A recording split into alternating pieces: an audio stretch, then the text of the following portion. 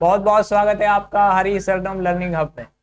आज हम लेकर आ गए हैं अपनी ज्योग्राफी कंप्लीट ज्योग्राफी बैच की नेक्स्ट लेक्चर, जिसमें हम पढ़ेंगे पृथ्वी का संचलन। पृथ्वी किस प्रकार से हलचल करती है, क्या फोर्सेस रहते हैं जो इससे संबंधित हलचल करेंगे, उन सभी को आज हम इस क्लास में समझेंगे।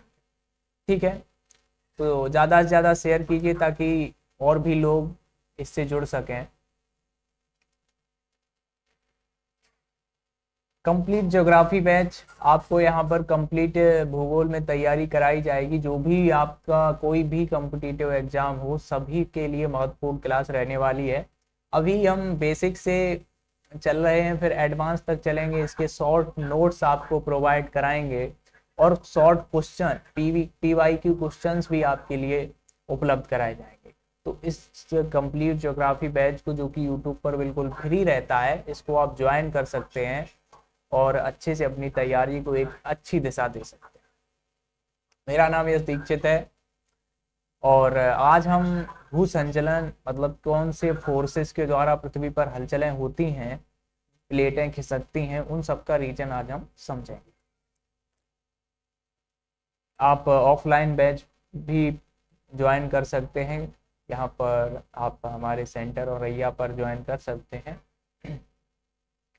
तो भू संचलन, यहाँ पर फोर्सेस कार्य करते हैं। पृथ्वी को संचलन में क्या करेंगे? फोर्सेस कार्य करेंगे, बल कार्य करते हैं जो पृथ्वी को हिलाने में सहायक रहते हैं। जैसे कोई भी पार्टिकल है, ठीक है, जब तक ये स्थिर है, मान लो इसका कोई कुछ नहीं, तो कोई भी भूखंड है, कोई भी आप एक ऐसे टुकड़ा ले सकते हैं, ठीक है, कोई चट्टान का टुकड़ा छोटा सा ले लिया आपने, रखा हुआ है, तो ये अपने आप तो हिलेगा नहीं, हिलेगा जब तक इसमें अलग से कोई फोर्स ना लगे, तब तक ये नहीं हिलेगा।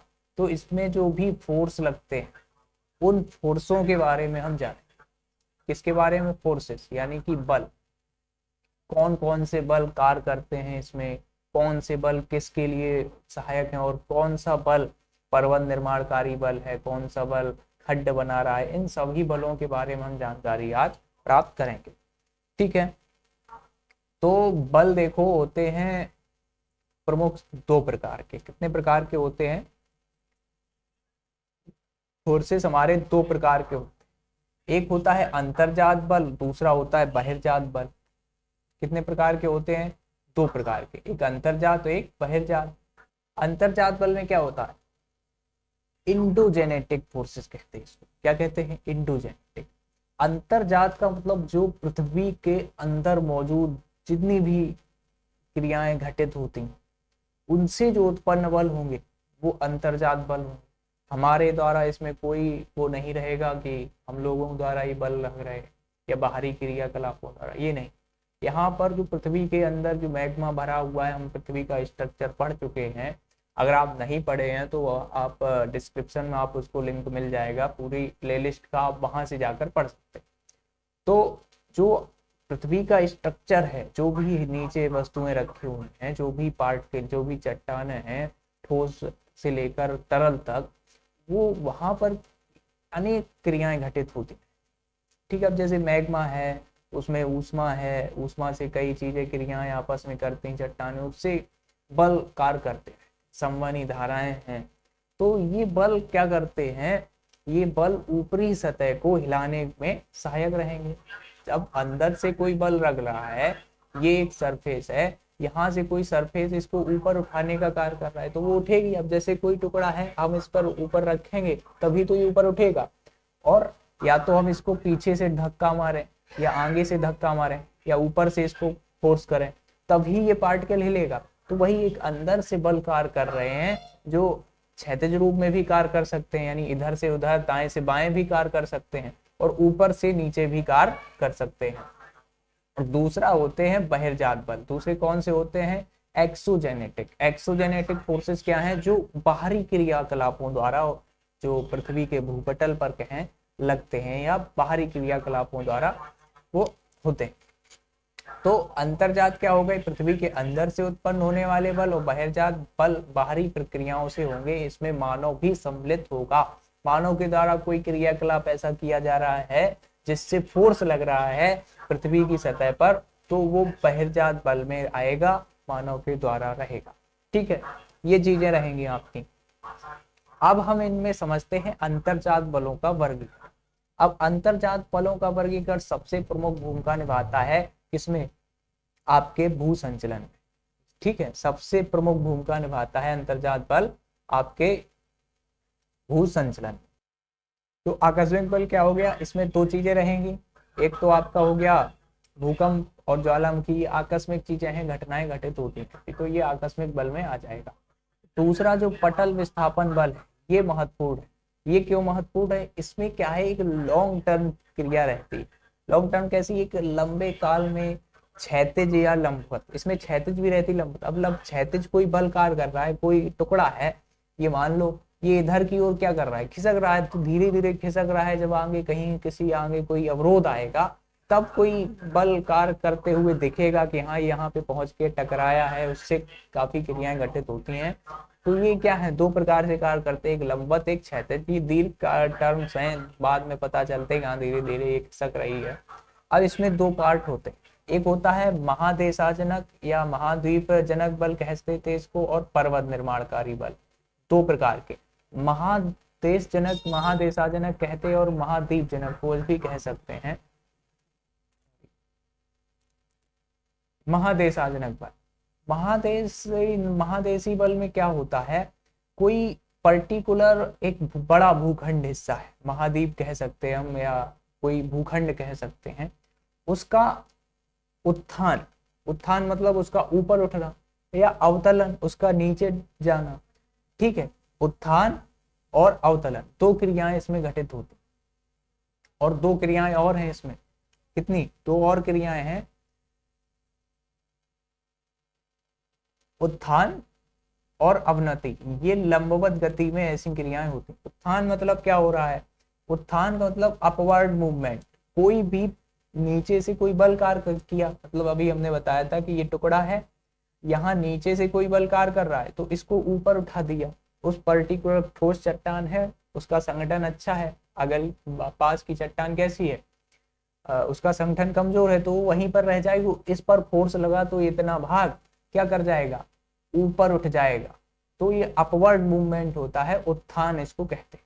अब अवनति वाला क्या है, ये डाउनवर्ड मूवमेंट है। डाउनवर्ड में क्या है, अब जैसे कोई मान लो यहाँ पे एक कठोर चट्टान है ये वाली, और इसके नीचे कमजोर चट्टान है, ठीक है, या तो नीचे उसके ज्यादा ताप के संपर्क में आने से ये पदार्थ क्या हो गए, पिघल गए और इधर इधर चले गए।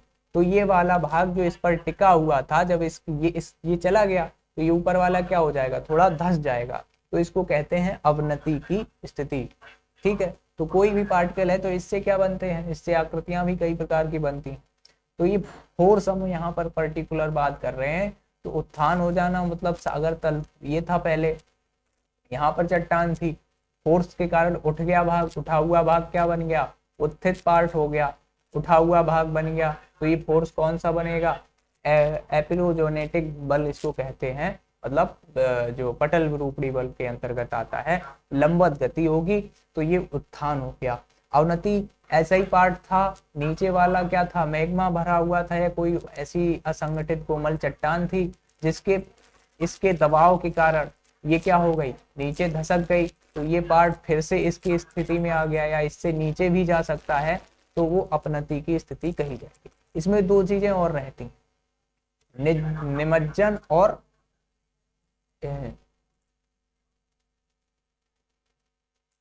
इसमें दो चीजें और रहती हैं, निमज्जन और निर्गमन। निर्गमन और निमज्जन में क्या होता है, इस दोनों टॉपिक को, चार चीजें हैं इसमें एप्रोजोनेटिक बल में। इसमें क्या है, चार चीजें। पहला तो उत्थान हो गया, अपनति हो गई, डाउनवर्ड अपवर्ड की सिचुएशन हो गई। अगली आती है निवर्तन और निर्गमन और निमज्जन। निर्गमन और दूसरा है निमज्जन।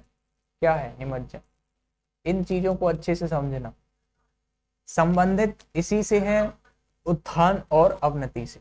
कैसे, इसमें देखो, कोई पार्ट है मान लो,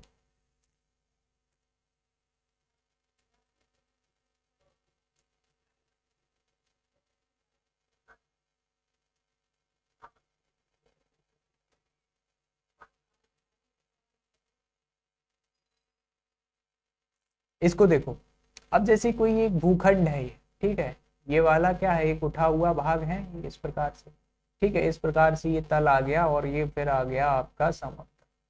क्या आ गया, समुद्र आ गया, यहाँ पे जल भरा हुआ है, ठीक है।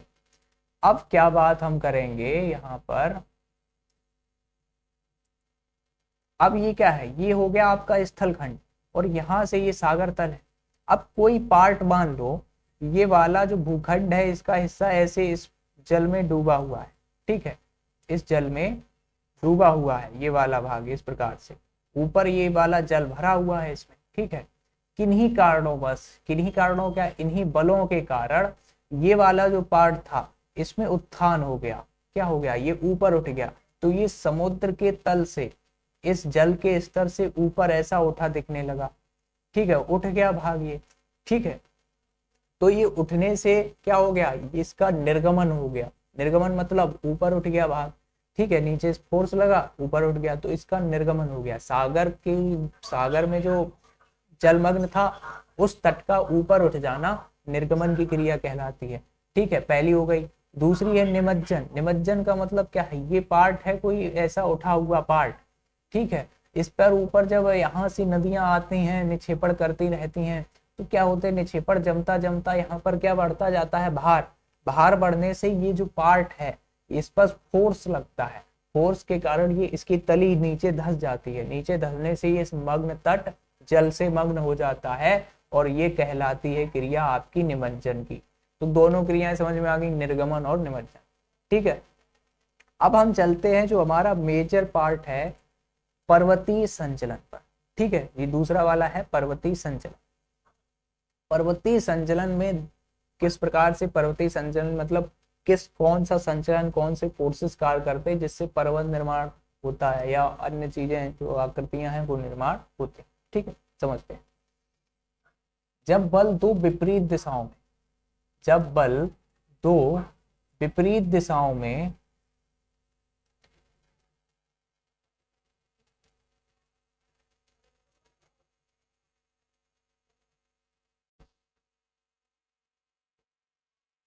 जब बल दो विपरीत दिशाओं में कार्य करता है तो उससे तनाव की स्थिति उत्पन्न हो जाती है और इसे तनाव मूलक बल कहते हैं। मतलब ये दो प्रकार का है, इसको दो प्रकार से, एक होता है तनाव मूलक बल, तनाव मूलक, और दूसरे इसमें होते हैं संपीड़न। क्या होता है, संपीड़न। दो चीजें होती हैं, एक होता है तनाव, खिंचाव कह सकते हैं उसको, ठीक है, और दूसरा होता है संपीड़न। संपीड़न मतलब दोनों एक दूसरे के सामने बल, ऐसे टक्कर होगी। तो ये दो बल होते हैं इसमें पर्वतीय संचलन, एक तनाव मूलक बल, एक संपीड़न बल। तो जब दो बल विपरीत दिशाओं में ऐसे कार्य कर रहे हैं तो वो तनाव मूलक बल कहलाएगा, ठीक है, टेंशन वाला भाग कहलाएगा, और इसे तनाव मूलक बल कहेंगे। तनाव के कारण धरातल में क्या बनेंगे, भ्रंश बनेंगी, दरारें बनेंगी, ठीक है, चटकने आएंगी।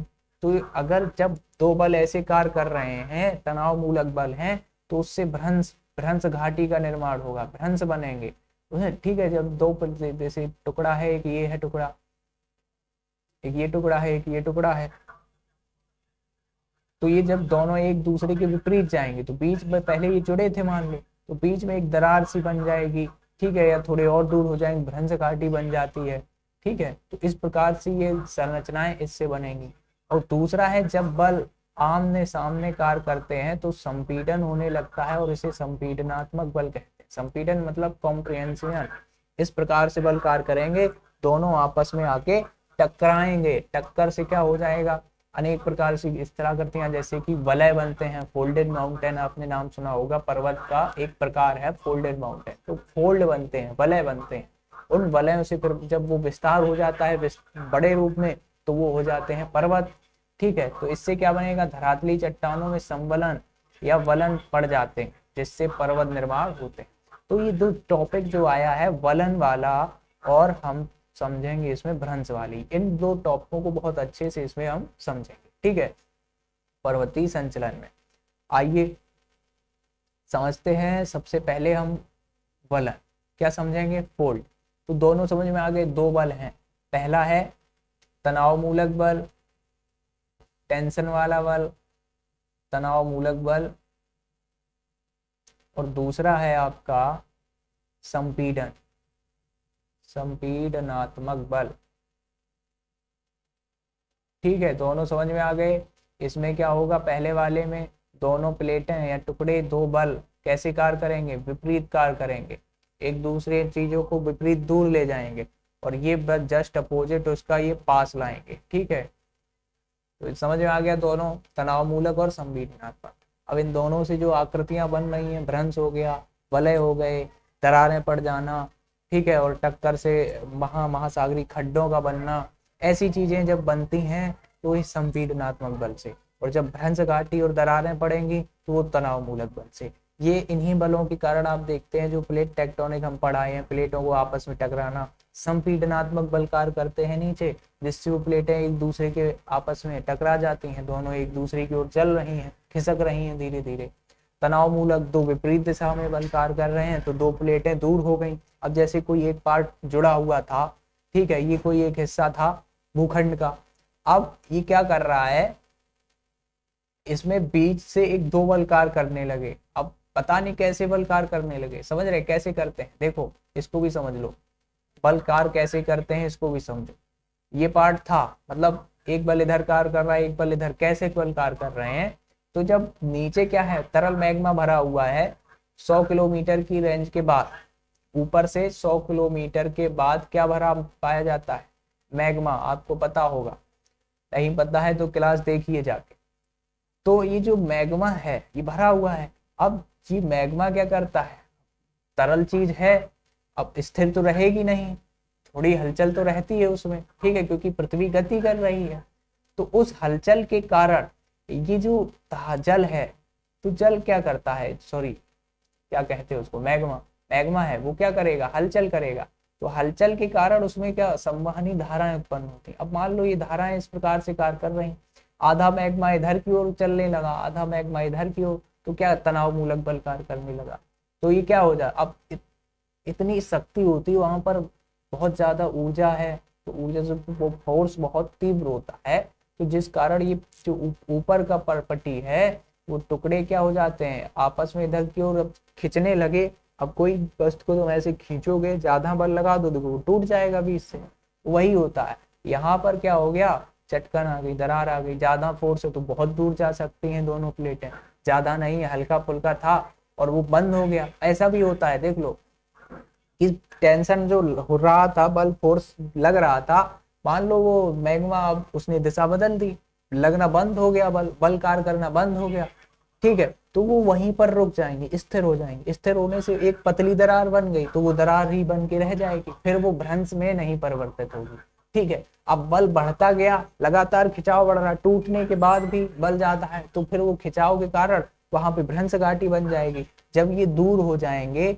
तो कुछ इस प्रकार की आकृति बन जाएगी, तो ये बीच में क्या हो जाएगा, यहाँ पे लंबवत ढाल हो जाएंगे, ठीक है, तो ये क्या बन जाएगी, भ्रंश घाटी। फिर इसमें जब खाली जगह हो जाएगी तो ढाल रहेगा, तो फिर जल आके इसमें बहने लगता है, ठीक है। तो भ्रंश घाटी में कई नदियां भी बहती हैं, ठीक है, उदाहरण के लिए हम बताएंगे आगे। तो ये इस प्रकार से भ्रंश बन जाता है। तो बात समझ में आ गई किस प्रकार से बल कार्य कर रहे हैं। अब आगे चलते हैं, समझते हैं फोल्ड को। वलन क्या है, वलन फोल्ड क्या कहते हैं, आप ऐसे एग्जाम्पल्स पहले धीरे शुरुआत से समझो। आप कोई कारपेट लें, कारपेट मतलब समझ रहे हैं, बिछाया जाता है, उसके ऊपर चला जाता है। कारपेट को आप एक और क्या कीजिए, किसी दीवार के सहारे आप लगा सकते हैं, पूरा बिछा हुआ है, ठीक है, मान लो ऐसे ये दीवार है और इस प्रकार से कारपेट बिछा हुआ है, ठीक है। यहाँ पे मान लो सीढ़ियां वगैरह कुछ भी समझ सकते हो, ये कारपेट बिछा हुआ है। अब इस कारपेट को आप इधर से फोर्स कीजिए जमीन के सहारे ही, ठीक है, तो वो क्या करता है, ये मुड़ता है, फोल्ड बनाएगा फोल्ड।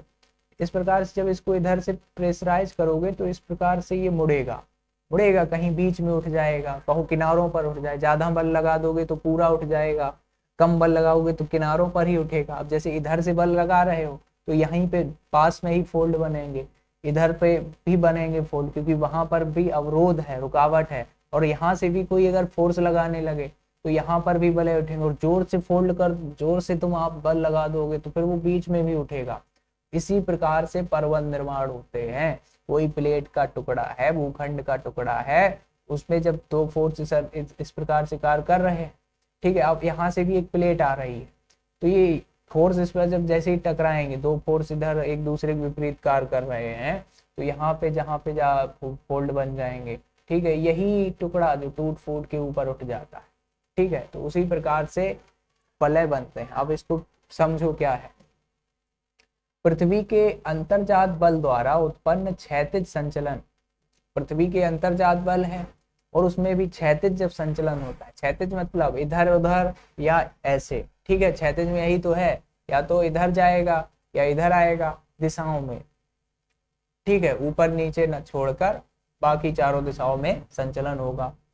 जब भूपटलीय चट्टानों में संपीड़न की स्थिति उत्पन्न हो जाती है। अब क्षैतिज संचलन दो प्रकार से, एक तो टेंशन तनाव मूलक, और दूसरा हो जाता है आपका संपीडनात्मक।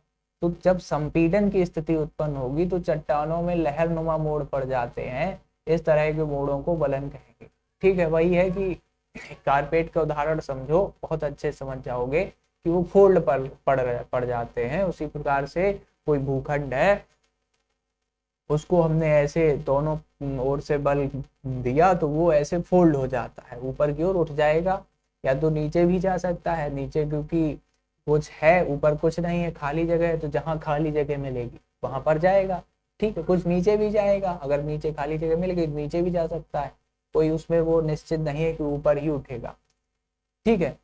वलन के कुछ भाग ऊपर उठ जाते हैं और कुछ भाग नीचे धस जाते। ऊपर उठे भाग को अपनति और तथा नीचे धसे भाग को अपनति कहते हैं। वही है, ऊपर भी उठता है, नीचे कैसे उठता है, जैसे ये हो गया, इसमें जब मोड़ पड़े इस प्रकार के, तो ये जो नीचे वाला भाग है यहाँ पर, ठीक है, ऐसे समझो इसको, देखो वलन को समझो अच्छे से, ठीक है। जब ये इस प्रकार का वलन पड़ गया, फिर बढ़ जाएगा, ऐसे फोल्ड बने हुए हैं, ठीक है, ये फोल्ड बने हुए हैं।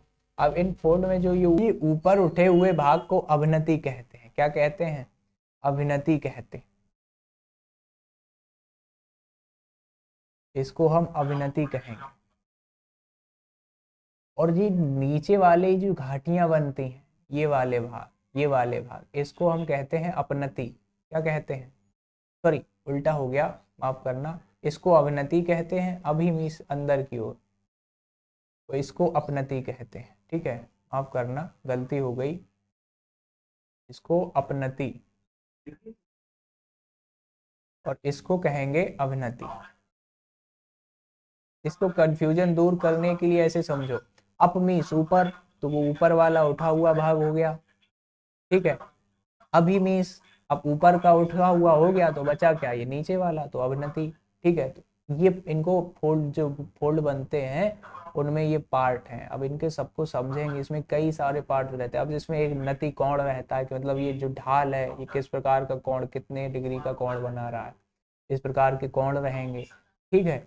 और भी चीजें हैं जिनको हम एक एक करके समझेंगे, ठीक है। तो वलन समझ में आ गया क्या है? एक प्रकार से जब चट्टानों में क्या पड़ जाते हैं, फोल्ड पड़ गए, वलन पड़ गए ऐसे फोर्स के कारण, वो भी कौन सा? संपीडनात्मक बल के कारण ऐसे मुड़ गए, और ऊपर वाला भाग अपनति, नीचे वाला अवनति, उससे ही पर्वत निर्माण क्रिया। अब जैसे हिमालय पर्वत है, समझ लो, ऐसे हिमालय पर्वत है, वो फोल्डेड माउंटेन का उदाहरण, फोल्ड बन के ही बना हुआ है। आप ऐसे देखेंगे उसमें पर्वत में 3 श्रृंखलाएं बनी हुई हैं, एक श्रृंखला ऐसे पर्वत की गई है, ठीक है, फिर एक बीच में गैप है, फिर एक ऐसे गई है, फिर एक गैप है, फिर एक ऐसे गई है।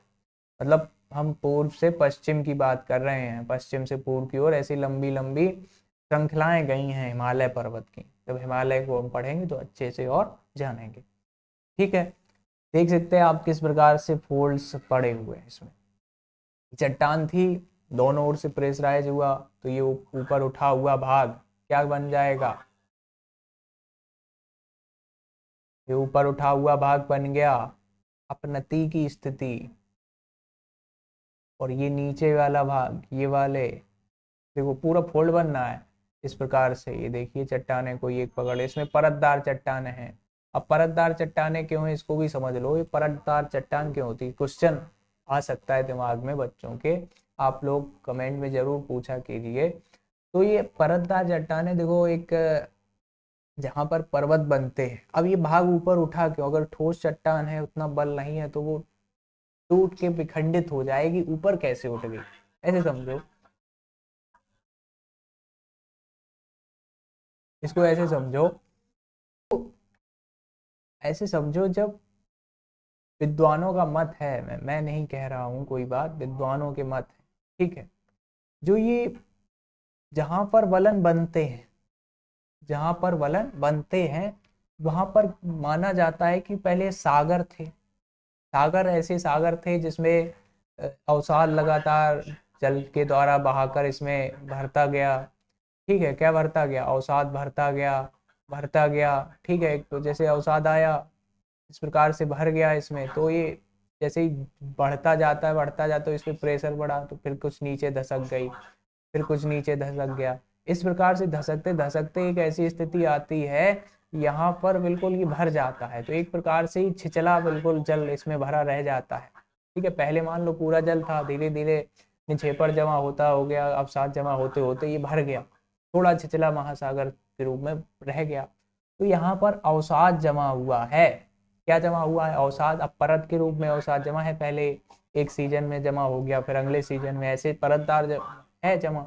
अब जब दो फोर्स इधर से एक इधर से कार्य कर रहा है, तो ये बीच वाला भाग के जो ये परतदार जमे हुए हैं, कई परतें ऐसे उठ गई ऊपर की ओर, जब इसको फोर्स लगाया गया, ठीक है, तो इसी प्रकार से क्या बन गए, पर्वत निर्माण हो गए। हमने जब थ्योरी पढ़ेंगे, पढ़ ली है शायद हमने वो लेक्चर, की जितना वो एरी महोदय कहते हैं कि जितना ऊपर है भाग उतना है उसका नौगुना नीचे मिलता है किसी भी पर्वत का, पठार का, कह सकते हैं ना, वही चीज है।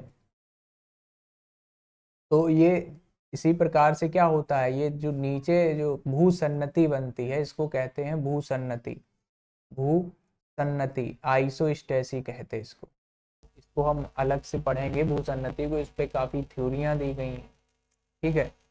तो भूसन्नति इसको कहते हैं, किसको, इस वाली अवस्था को, जब इसमें फोल्ड बन जाती तो फिर फोल्डेड माउंटेन कहलाता है। तो बात समझ गए किस प्रकार से चीजें घटित हो रही। अब आ जाओ इसमें जो वलय में काफी रूप हैं, कई पार्ट्स हैं उसके, उनको समझो, ठीक है, फिर उनके हम प्रकारों पर समझेंगे, टाइप्स को समझेंगे, वलन कितने प्रकार के बनते हैं। बहुत अच्छी क्लास होने वाली है, तो बहुत ध्यान से पढ़ना। चलो, नति नमन या डिप, नति नमन या डिप, इसको नति नमन ये कोण होता है, ये डिप क्या होती है, कोण होता है। परतदार या रूपांतरित चट्टानों के स्तर प्राय क्षैतिज तल के सहारे कुछ अंश का कोण बनाते हुए क्षैतिज रेखा के साथ झुके रहते हैं, इस तरह की झुकाव स्तर को नति या डिप कहते हैं। क्या कह रहा है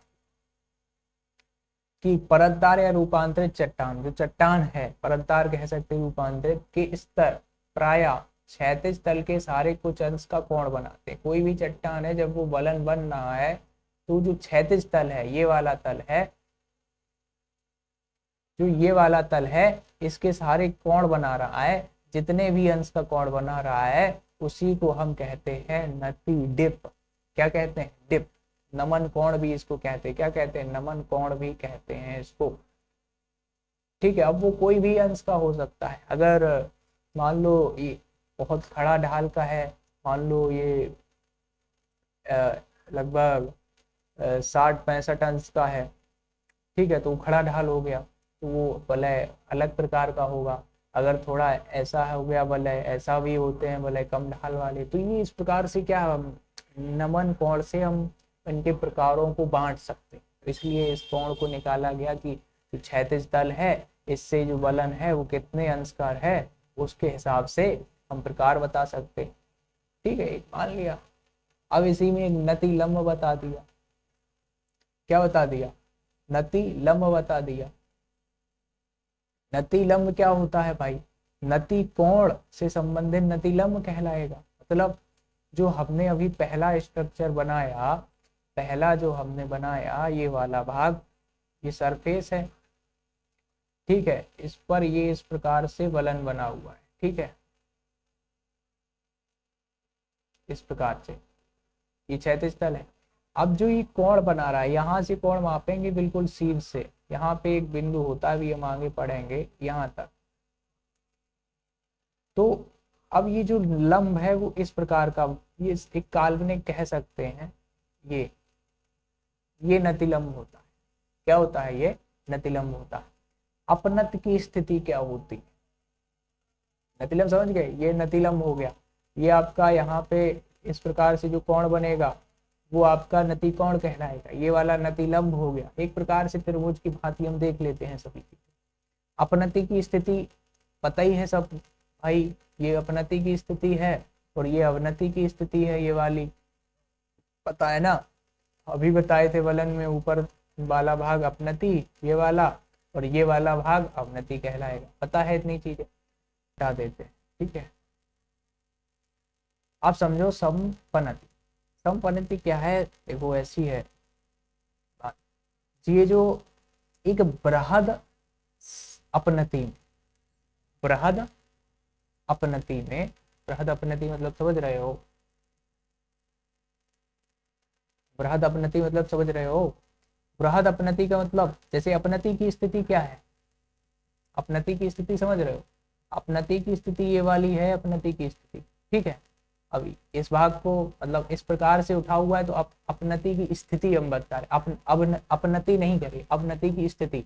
ये जो उठी हुई सिचुएशन है अपनति की स्थिति, ये सिचुएशन है अपनति की। ठीक है, इस सिचुएशन में अगर कोई ऐसे फोल्ड पड़ जाए, जैसे कोई चट्टान है, इसमें ऐसा स्ट्रक्चर ना होकर इसी में क्या हो जाए, इसी में ऐसा स्ट्रक्चर हो जाए, जैसे कि ऐसे ऐसे स्ट्रक्चर हो जाए, ये वाला स्ट्रक्चर। इस स्ट्रक्चर में क्या हो जाएगा? इस स्ट्रक्चर में भाई ये की बृहद अपनति है। अपनति का मतलब समझ रहे, ऊपर उठा। अब ये एक प्रकार से ये बृहद अपनति है। ठीक है, ये नीचे वाला पार्ट नहीं है, एक बृहद अपनति है। ये है क्षैतिज तल, ये एक बृहद अपनति है। अब इस बृहद अपनति की पूरी प्रक्रिया में कई छोटी छोटी क्या है, ये देखिए, ये छोटी छोटी अवनतियां और अपनतियां, दोनों चीजें, ये छोटी छोटी अपनतियां और अवनतियां हैं। तो ऐसे आकार को, ऐसे स्ट्रक्चर को हम पूरे को कह देते हैं समपनति।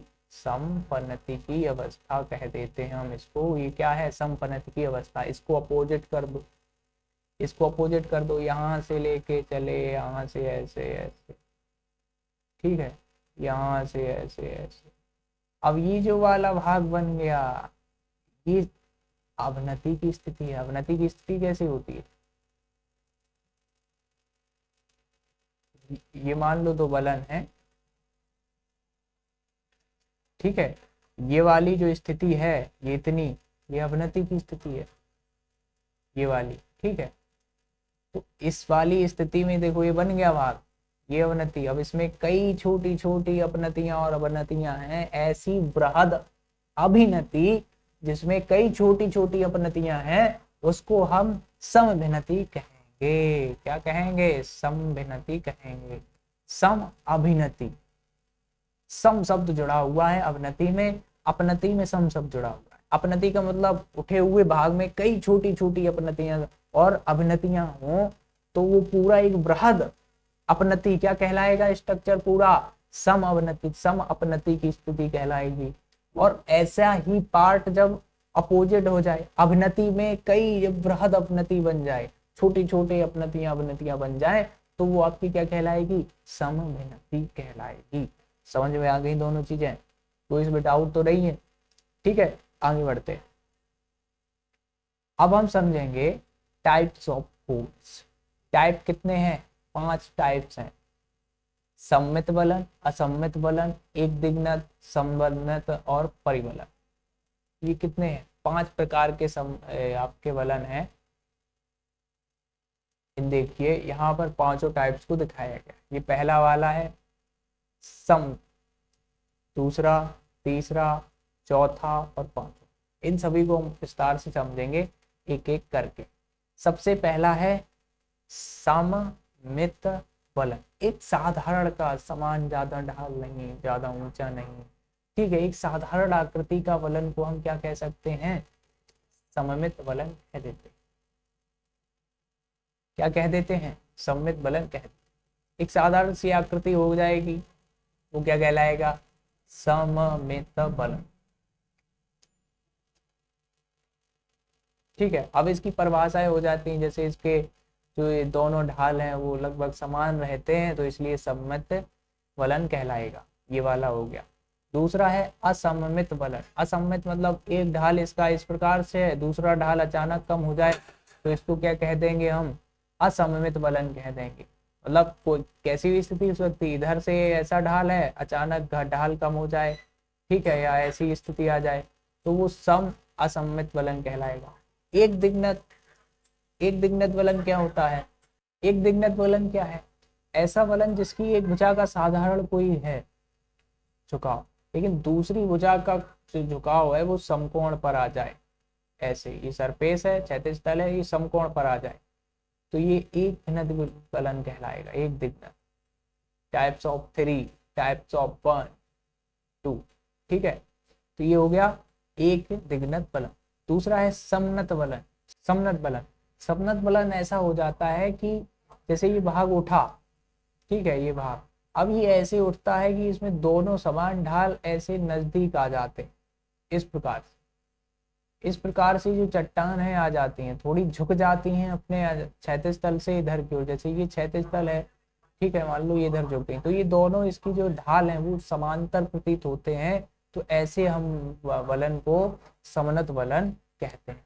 ठीक है, परिवलत क्या होता है, परिवलत जब यही फलन एक दूसरे फलन, चूंकि फलन एक इकट्ठे बनते हैं 1 2 3, ठीक है, तो ये फलन की जो ये वाली साइड है ये दूसरे फलन पर क्या हो जाए, टूट जाए, ये वाला भाग टूट गया, तो वो परिवलत, परिवलत एक दूसरे पर फलन का क्या हो गया, छेपड़ हो गया, उस पर धर टूट गई दीवार उसकी, तो वो कहलाता है परिवलित। इसके सभी के स्ट्रक्चर देखो आप, तब समझ में आ जाए। सबसे पहला समवलन,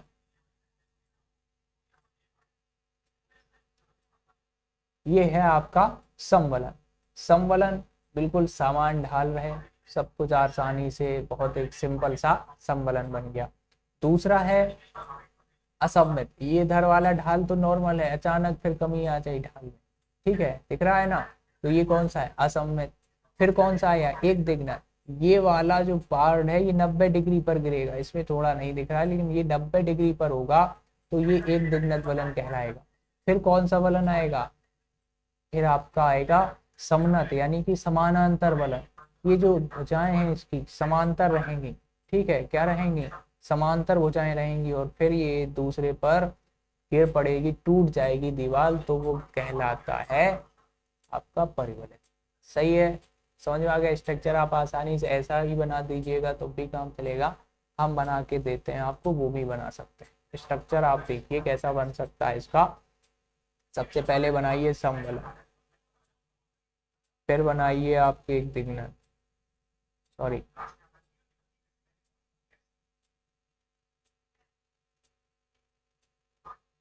ये समवलन, फिर डाल जाने दीजिए, अचानक गिरा दीजिए, फिर जाने दीजिए एक दिग्नत वाला, चलने दीजिए, और ये चलने दीजिए, ठीक है, फिर जाने दीजिए, पहला हो गया एक दिग्नत, अब आ जाएगा इस प्रकार का,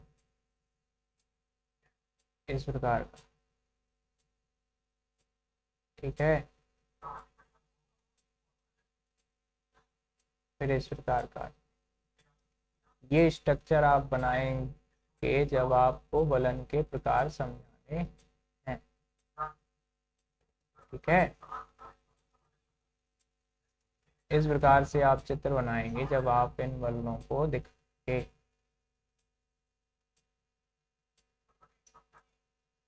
ये देखो जो लास्ट वाला है परिवलित, एक जी दूसरे पर दीवारें आपकी बैठ जाती हैं।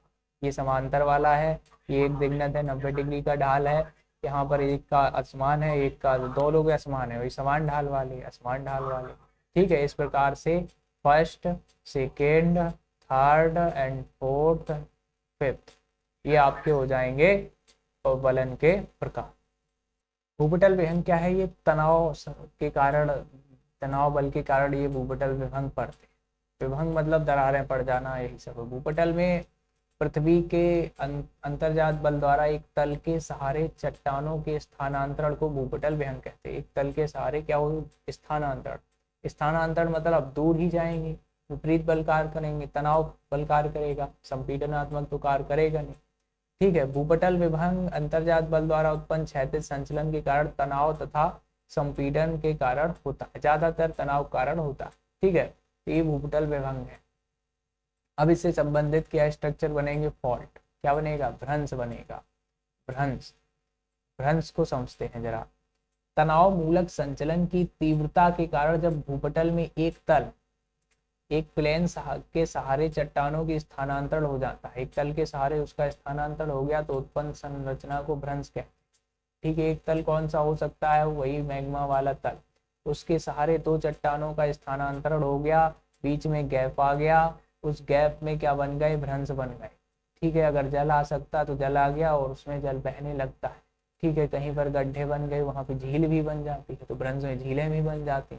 इस प्रकार के स्ट्रक्चर फॉल्ट रहेंगे। ठीक है, इसको समझ लो। इसमें कई चीजें हैं फॉल्ट के, जो कह सकते हैं हम इसमें पार्ट्स कह सकते हैं, टाइप्स तो आगे हम देखेंगे।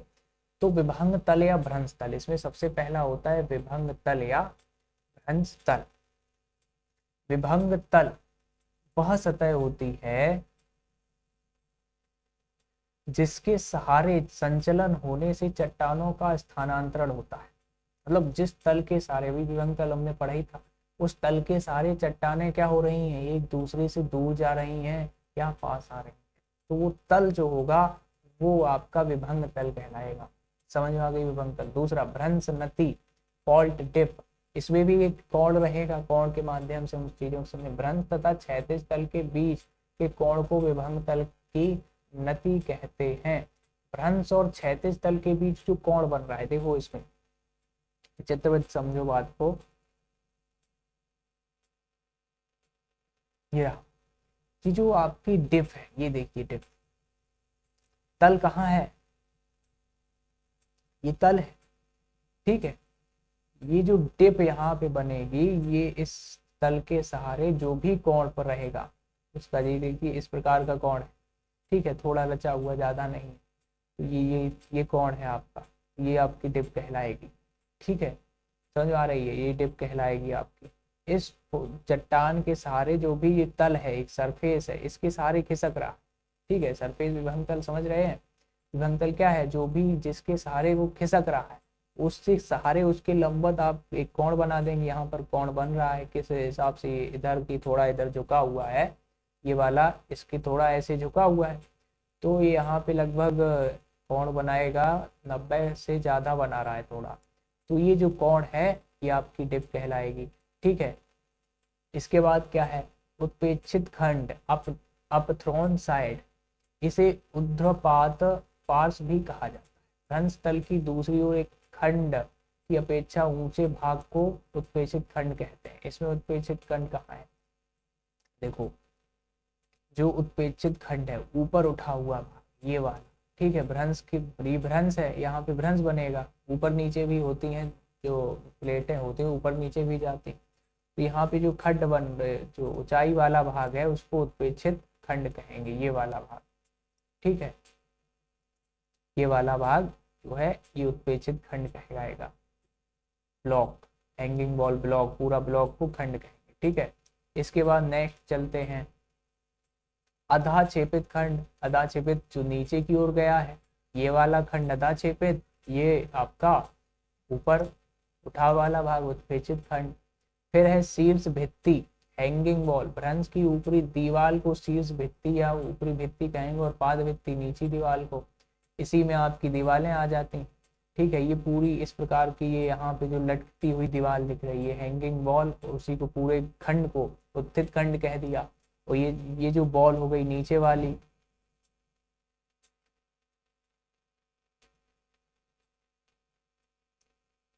ठीक है, तो ये पूरा एक खंड हो गया उत्थित खंड, लेकिन ये जो लटकती हुई आप एक दीवार सी देख रहे हैं, इसको हैंगिंग वॉल कहेंगे। ठीक है, और ये नीचे की यही दीवार को क्या कहेंगे, नीचे की दीवार को क्या कहेंगे, पाद भित्ति। ठीक है, और ये पूरा स्तंभ क्या कहेगा, अधा छेपित स्तंभ। ठीक है, तो इस प्रकार से इसके पार्ट। अब आ जाओ टाइप्स पर। टाइप्स ऑफ फॉल कितने प्रकार के होते हैं। पहला होता है सामान्य भ्रंश। ठीक है, सामान्य भ्रंश, व्युत्क्रम भ्रंश, पार्श्वी नतलंबी सर्पण भ्रंश और सोपानी। समझो, पहला सामान्य भ्रंश, चट्टानों में दरार पड़ जाने के कारण उसके दोनों खंड जब विपरीत दिशाओं में सरक जाते हैं तो उसे सामान्य भ्रंश कहते हैं। मतलब सामान्य है स्थिति इसमें, ये ऐसे चले गए तो वो एक सामान्य स्थिति बन जाती है। एक बहुत कम ये देखी जाती है स्थिति, बहुत सामान्य की है, चीजें दरार पड़ गई, दूर हो गए, तो वो आप सामान्य भ्रंश। व्युत्क्रम भ्रंश, जब चट्टानों में दरार पड़ने से चट्टानों के दोनों खंड आमने सामने खिसकते हैं तो निर्मित भ्रंश को व्युत्क्रम भ्रंश कहते हैं। मतलब क्या है, जब दरार पड़ने से चट्टानों के दोनों खंड आमने सामने खिसकते हैं, एक इधर खिसक रहा है, एक इधर खिसक रहा है, तो निर्मित भ्रंश को व्युत्क्रम भ्रंश कहते हैं। इस तरह के भ्रंश में चट्टान का खंड दूसरे पर चढ़ जाता है। इस क्रिया को उत्क्रम या थ्रस्ट कहा जाता है। इस आधार पर व्युत्क्रम भ्रंश को उत्क्रम भ्रंश भी कहते हैं। ये देखो आकृति, आप ये आकृति, ये है पहला वाला, ये जो दूसरा है व्युत्क्रम। मतलब जब एक दरार पड़ गई यहाँ पे बीच में, ठीक है, अब ये क्या हो रहा है, यहाँ पे दो उल्टा संपीडन बल कार्य करने लगा। कौन सा बल कार्य करने लगा, संपीडन बल। ये इधर की ओर और ये इधर की ओर, तो इन संपीडन बल से ये ऊपर चढ़ रहा है, इसके छेपित हो रहा है, ये नीचे छेपित हो रहा है, ये ऊपर इसके चढ़ रहा है, तो ये इस वाले को व्युत्क्रम भ्रंश कहते हैं। इस प्रकार के आप चट्टानें देखेंगे कि ये देखिए इधर नीचे धंस रहा है और ये वाला भाग इस पर ऐसे ऊपर की ओर आ रहा है। ठीक है, तो ये वाला आप छेपित खंड कहेंगे। ये कौन सा प्रकार है, ये वलय का भी प्रकार कह सकते हैं, लेकिन ये भ्रंश के, क्योंकि ये प्लेट है, यहाँ पे दरार रहती है, फिर ये बाद में ऊपर ऐसा आता है, तो इसलिए इसको भ्रंश के नाम से जाना जाता है। ठीक है, ये तीसरी स्टेज है इसकी। ठीक है, तो इस प्रकार का पहला हो गया व्युत्क्रम। दूसरा है पार्श्वी या नतलंबी सर्पण भ्रंश। क्षैतिज दिशा में संचलन होने से जब भ्रंश तल के सहारे क्षैतिज गति होती तो उसे पार्श्वी भ्रंश या नतलंबी भ्रंश कहते हैं। इस तरह के भ्रंश की कगारें की रचना या तो होती ही नहीं है, होती है तो बहुत कम होती है। ये वाले देखो, ये मतलब क्या है, एक दूसरे के विपरीत दिशा में नहीं जाके ये आपस में ऐसे रगड़ते हुए खिसक गए। ठीक है, रगड़ते हुए खिसक गए तो क्या बन गए, आपके पार्श्ववर्ती या नतिलंबी भ्रंश बन गए। लंब, नतिलंबी समझते हैं, इस प्रकार का लंब है, वो आपस में एक दूसरे से थोड़े दूर हो गए। ये वाली सिचुएशन आपकी पार्श्वी सर्पण भ्रंश कहलाई। सोपानी भ्रंश, सोपान बनाया गया, जब किसी भूभाग में कई भ्रंश का इस तरह निर्माण होता है कि सभी भ्रंश तल के ढाल एक ही दिशा में हो तो सोपानी भ्रंश या सीढ़ीदार भ्रंश बनता, इस प्रकार का। ठीक है, ये देखो पहला भ्रंश बन गया, दूसरा भ्रंश बन गया, तीसरा ये सबसे नीचे वाला भाग, तो इसी प्रकार सीढ़ी नुमा भ्रंश इसमें भी बनेंगे। तो ये ऐसे भ्रंश को कहेंगे सोपान, सीढ़ी नुमा भ्रंश बन जाते हैं। ठीक है, किसी प्लेट के नीचे धसक गई, कोई नहीं गई, कम चट्टानों के संगठन और असंगठन पर का भी प्रभाव इस पर पड़ता है। ठीक है, तो ये आपका हो गया, ये आपका कीनिया की रिन वैली, रिफ्ट वैली है, कीनिया की रिफ्ट वैली इसी प्रकार से बनी हुई है सोपान भ्रंश द्वारा। अब आ जाओ रिफ्ट वैली भ्रंश घाटी पर। ये तो भ्रंश थे, फॉल्ट के प्रकार वगैरह, आप भ्रंश घाटी को समझते। रिफ्ट वैली भ्रंशन की क्रिया द्वारा उत्पन्न रिफ्ट घाटी या दरार घाटी एक महत्वपूर्ण स्थलाकृति होती। किसी स्थान पर जब दो सामान्य भ्रंश कई किलोमीटर की लंबाई में इस तरह पड़ते हैं कि उनके बीच का भाग नीचे धंस जाता है और एक बेसिन या घाटी का निर्माण होता है, तो इसे रिफ्ट घाटी या ग्रावेन कहते हैं। मतलब कोई पार्ट है नीचे धंस गया,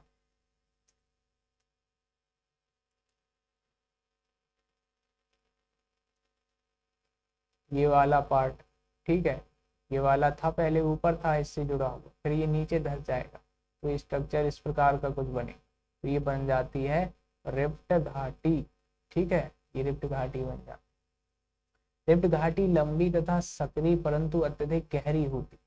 राइन नदी की रिफ्ट घाटी एक प्रमुख रिफ्ट घाटी या ग्रावेन है जो कि बसेल तथा बिंजेन नगरों के बीच 320 किलोमीटर, समझ लो 320 किलोमीटर की लंबाई और 32 किलोमीटर की चौड़ाई में फैली। तो ये एक वृहद घाटी है रिफ्ट घाटी, जो राइन नदी की रिफ्ट घाटी है। राइन नदी उसी रिफ्ट वैली में बहती है। ठीक है, वो लगभग 320 किलोमीटर लंबी है और 32 किलोमीटर चौड़ी।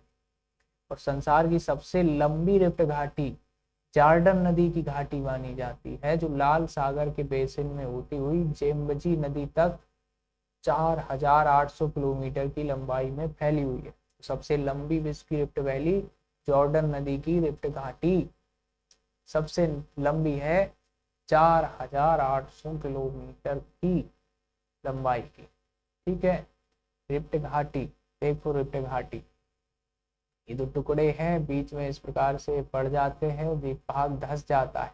क्या हो जाता है, नीचे वाला भाग धंस गया, किन्हीं कारणों से ये ऊपर उठे हुए भाग रह जाते हैं। ठीक है, अब चूंकि यहाँ पे नीचे भ्रंश के कारण बन रहा है तो यहाँ पे ज्वालामुखी विस्फोट वगैरह भी रहते हैं, तो पर्वत भी रहेंगे। तो इस प्रकार से यहाँ पे नदी बह रही, ऊपर पर्वत है दोनों ओर, तो एक प्रकार से रिफ्ट घाटी बन जाती है। ये देखिए, ये वाला भाग पहले उत्थित था, फिर ये क्या हो गया, नीचे की ओर धंस गया भाग, तो ये रिफ्ट घाटी बन गई। ठीक है, इसको हम और विस्तार से जब हम पर्वतों का निर्माण समझेंगे तो और अच्छे से समझेंगे, क्योंकि यहाँ पर भी पर्वत बनते इन दोनों एरिया पर, तो और हम इसको अच्छे से समझें। ये देखिए, रिफ्ट घाटी जॉर्डन की घाटी सबसे लंबी है, इस प्रकार से बनती। ठीक है, तो उम्मीद है चीज़ें समझ में आई होंगी, और कुछ कितना कुछ समझ में आया हो उसके लिए हम क्विज रखे हुए हैं, आप अपने आप को चेक कर सकते हैं कि आपको कितना कुछ आया। बताइए जरा, पृथ्वी की आंतरिक शक्ति से उत्पन्न बलों को क्या कहा जाता है? पृथ्वी की आंतरिक शक्ति से उत्पन्न बलों को क्या कहा जाता है? आंसर दीजिए भाई, आप अपने आंसर को चेक कर सकते हैं कि कितना कुछ आ रहा है। ठीक है, दूसरा है महाद्वीप जनक बल या महादेशी बल का संबंध किससे है? तीसरा है वलन किन बलों के कारण उत्पन्न होता है?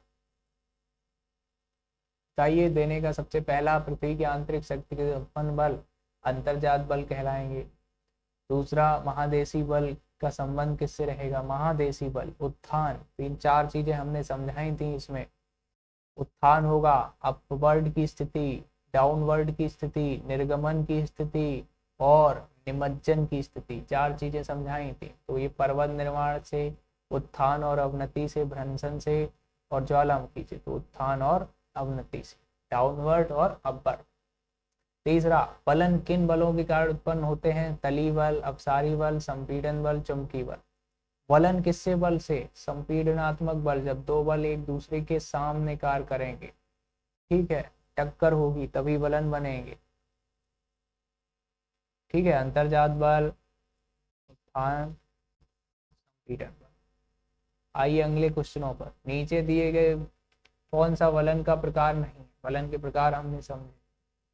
फिर अब फॉल्ट उत्पन्न होता है, फॉल्ट किस कारणों से उत्पन्न होता है? तीसरा है रिफ्ट घाटी का निर्माण मुख्यतः किस प्रक्रिया द्वारा होता है?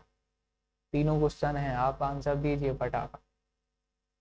तो वलन का प्रकार सम्मित वलन होता है भाई, प्रस्रवण वलन, अधावर्ती वलन। नीचे दिए कौन सा वलन का प्रकार नहीं है? नहीं है पूछ रहा है, सम्मित तो होता है। प्रस्रयित वलन, प्रस्रवण वलन, अधावर्ती वलन। अधावर्ती भी होता है, प्रस्रयित भी होता है, प्रस्रवण नहीं होता है। ठीक है, ये नाम प्रस्रयित, अधावर्ती, अधावर्ती मतलब जो नीचे की ओर जा रहा है, जिसमें हम छेपड़ की बात की थी, एक इधर की ओर धंस रहा है इस पर, ये वाला वलन, उसी कहते हैं अधावर्ती वलन। सेकेंड नाम।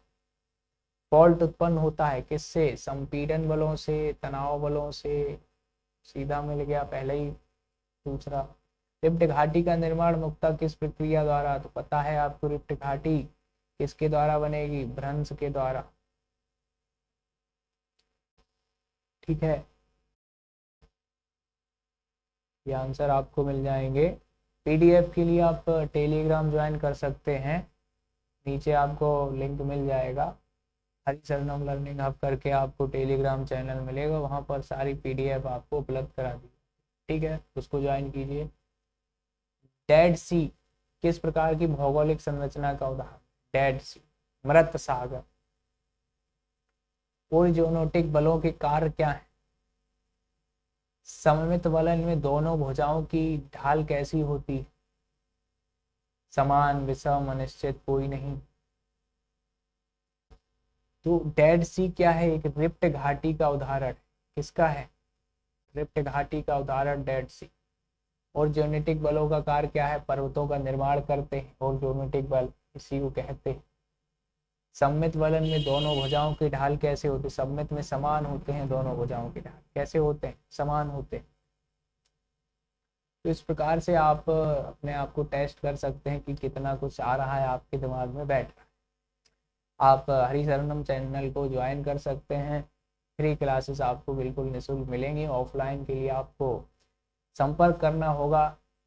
फेसबुक पर भी वीडियो मिलेंगे आपको। टेलीग्राम को पीडीएफ के लिए ज्वाइन कीजिए और ज़्यादा से ज़्यादा शेयर कीजिए, ताकि ये जो निःशुल्क शिक्षा है और भी ऐसे बच्चों को पहुंच सके जो बहुत अच्छे एजुकेशन के लिए उतना खर्च नहीं कर पाते, पैसा नहीं है। तो ज़रूर ज्वाइन कीजिए। मिलते हैं अगले वीडियो में, तब तक के लिए धन्यवाद। जय श्री हरि।